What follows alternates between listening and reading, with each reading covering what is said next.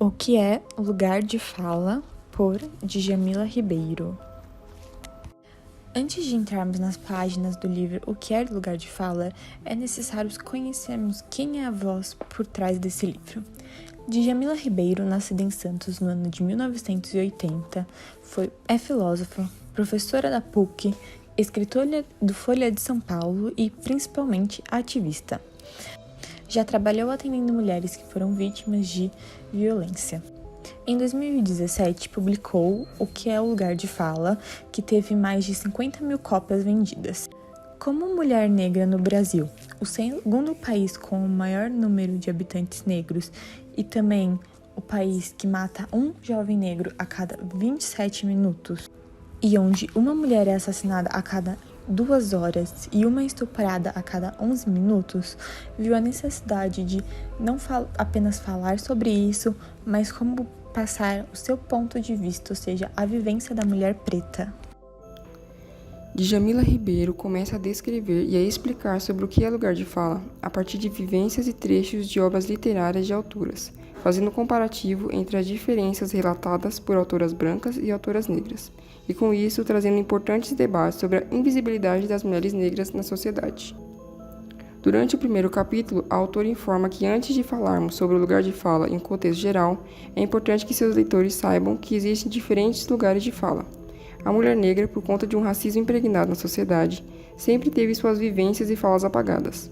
Dentre as autoras negras citadas, temos Sojourner Truth, abolicionista afro-americana, escritora e ativista dos direitos humanos, que durante o livro todo é mencionada como uma referência quando se fala no direito da mulher negra e do seu silenciamento na sociedade. O capítulo também discute que as falas feministas vão além do padrão mulher branca, cis e de classe média, e que é importante também escutar e colocar como protagonista as histórias relatadas pelo feminismo negro, sendo importante ressaltar que os discursos de mulheres europeias possuem um privilégio epistêmico. Em um trecho do livro é dito que as mulheres na linha de frente, nos primórdios do feminismo, eram aquelas que possuíam asas de ganso em vossa cabeça, ou seja, elas possuíam chapéus que apenas a elite tinha condições de usar, mostrando mais uma vez que o modelo valorizado e universal da ciência é branco. Além disso, a insistência das intelectuais e ativistas em somente reproduzirem o feminismo europeu acaba por apagar o legado de luta contra o racismo, a escravidão e o colonialismo vivido por essas mulheres. Assim, ao final deste capítulo, a autora consegue evidenciar que o feminismo não consegue abranger as mulheres brancas e negras de forma universal. E quando o feminismo negro tenta evidenciar essa distinção e lutar por mais visibilidade, o movimento acaba sendo taxado de separatista, acusado de querer um movimento focado apenas em sua luta. Falando agora sobre alguns exemplos da hierarquização existente entre mulheres brancas e mulheres negras, citado no primeiro capítulo do livro, temos o filme Estrelas Além do Tempo, que conta a história de mulheres negras que trabalham na NASA e são extremamente competentes, mas apesar disso, possuem até mesmo locais de trabalho diferentes das mulheres e homens brancos do filme. Além disso, as mulheres brancas do filme também são retratadas acima na hierarquia e com cargos mais altos do que as mulheres negras.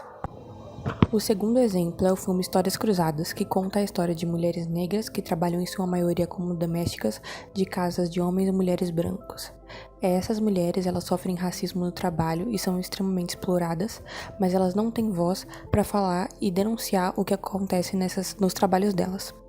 Mas, em certo ponto do filme, uma mulher branca tenta recolher as histórias delas para denunciar os absurdos que acontecem nos trabalhos dessas mulheres negras, evidenciando, mais uma vez, que as mulheres brancas têm mais voz para denunciar as coisas do que as mulheres negras e que as mulheres negras são preteridas nessas questões. O último exemplo é o filme Sorriso de Mona Lisa, que conta a história de uma escola para mulheres, e essa escola ela é um exemplo de feminismo e empodera essas mulheres para que elas sejam mais do que domésticas, tenham uma profissão e não só pensem no casamento como uma saída. Mas essa escola ela é uma escola para mulheres brancas. No filme não são retratadas mulheres negras. Os 3 filmes têm em comum de que falam sobre feminismo, mas colocam a mulher branca em superioridade em relação à mulher negra. E todas as histórias passam a ideia de que existe uma pessoa branca que salva as pessoas negras daquelas situações e tentando ajudá-las. Além de todas as diferenças cotidianas entre mulheres brancas e mulheres negras, Um estudo de 2019 ainda apontou que do total de feminicídios, 61% eram contra mulheres negras, evidenciando assim que mulheres negras ainda sofrem mais com a violência dentro e fora de casa. Pensando nisso, o feminismo tem que se voltar para essas pautas e dar mais apoio a essas mulheres de alguma maneira. No segundo capítulo do livro, denominado Mulher Negra, o Outro do Outro, a autora nos apresenta um novo termo para descrever o lugar que é imposto para a mulher na sociedade. A mulher é vista como o outro lado do homem, ou seja, aquela que está sempre por trás, aquela que nunca é o foco principal. Quem nunca escutou a frase por trás de um grande homem sempre há uma grande mulher? Mas esse é exatamente o ponto que a autora tenta tratar no livro. Por que a mulher é sempre a que está atrás do homem? Ou até mesmo a mulher negra? Por que ela é sempre que está atrás, às vezes até de uma mulher branca? Para explicar melhor, a autora faz o uso de uma pirâmide metafórica. No topo temos o homem branco, seguido da mulher branca, e na base temos o homem negro e, por último, a mulher negra. E é exatamente por causa dessa pirâmide social que, quando pensamos em melhorias para a população, não podemos falar em melhorias no geral. Precisamos citar as pessoas que precisam dessas melhorias e quais são as melhorias. Não basta lutarmos por igualdade, temos que lutar por equidade. Chegando ao fim do capítulo, a autora aborda a marginalização da mulher negra, como sempre excluída nos seus meios. Se pensarmos no primórdio do feminismo, ele foi iniciado por mulheres brancas, que tinham poder aquisitivo e eram consideradas superiores pelos outros. Isso nos mostra que até mesmo dentro do seu próprio movimento, muitas vezes as mulheres negras são colocadas de fora. É por isso que Audre Lorde, mulher negra, feminista, caribenha e lésbica, nos afirma que muitas vezes ela sente a necessidade de escolher quais batalhas lutar, se vai lutar contra o machismo ou contra o racismo, pois muitas vezes uma se opõe à outra. Entretanto, escolher uma luta é como se ela estivesse anulando as outras características dela, ou seja, lutar contra o racismo não vai fazer com que ela deixe de ser lésbica.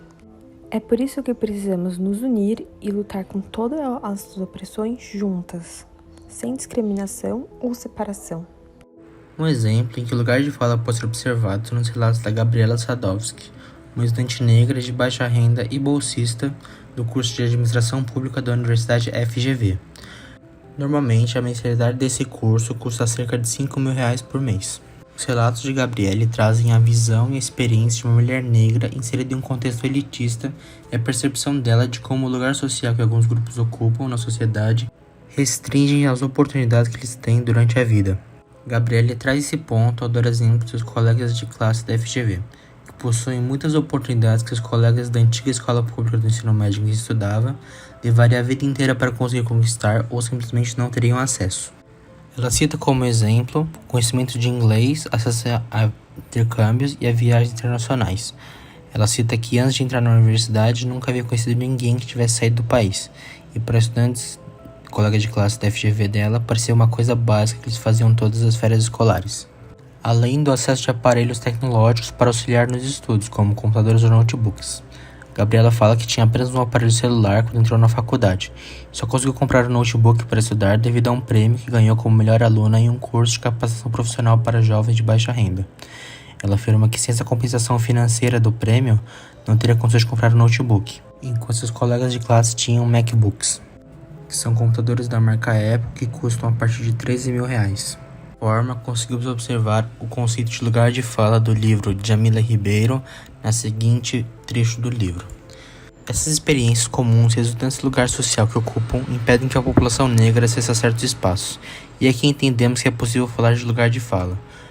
Não poder acessar certos espaços acarreta em não se ter produções e epistemologias desses grupos nesses espaços.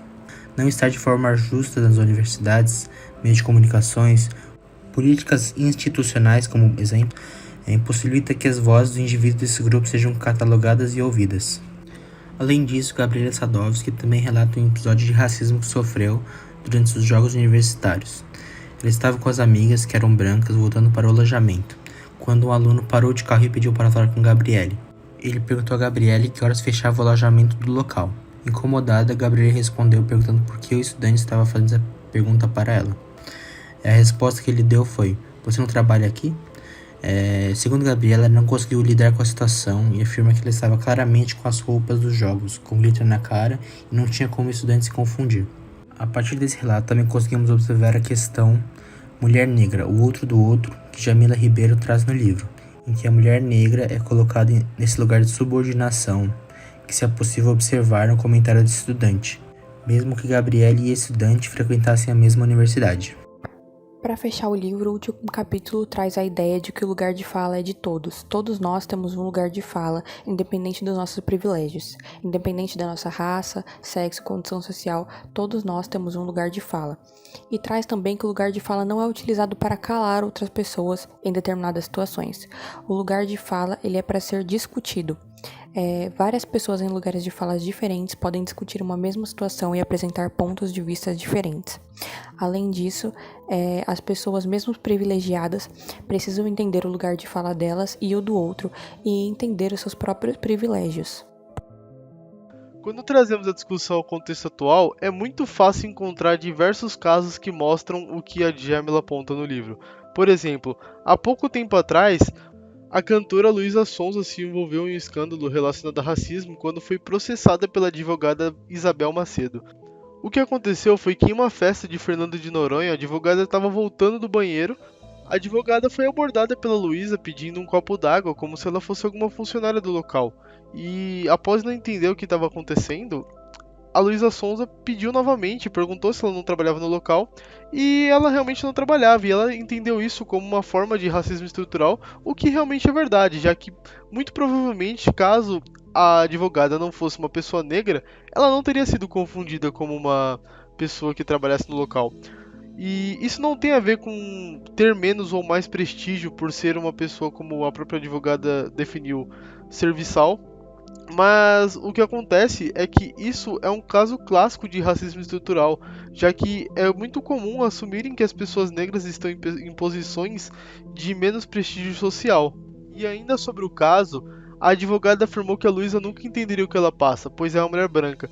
E isso é muito interessante porque mostra uma relação muito forte com o que a Jamila afirma durante o livro. Além de casos como o da Luísa Sonza, ultimamente temos situações que mostram os levantes machistas que são fortemente fomentados pelos direitos que as mulheres têm ganhado atualmente.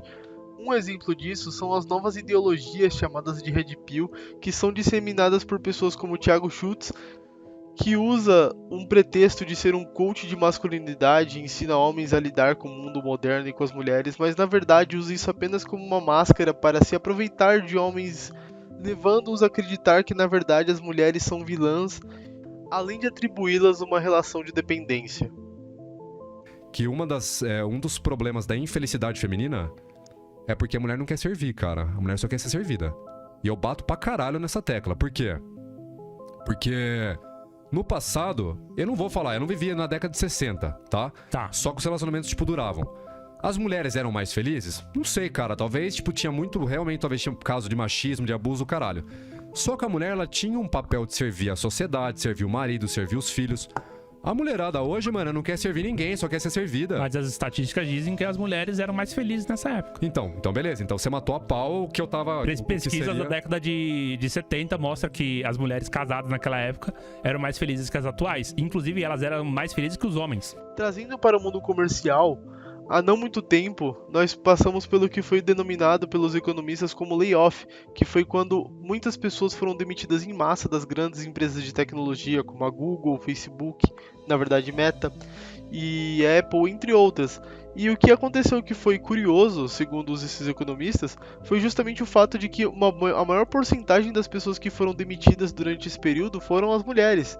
E há muito tempo, o mercado era completamente dominado pela classe masculina. E quando isso começou a mudar, foi durante a pandemia, quando o home office acabou trazendo novas pessoas e mais diversidade.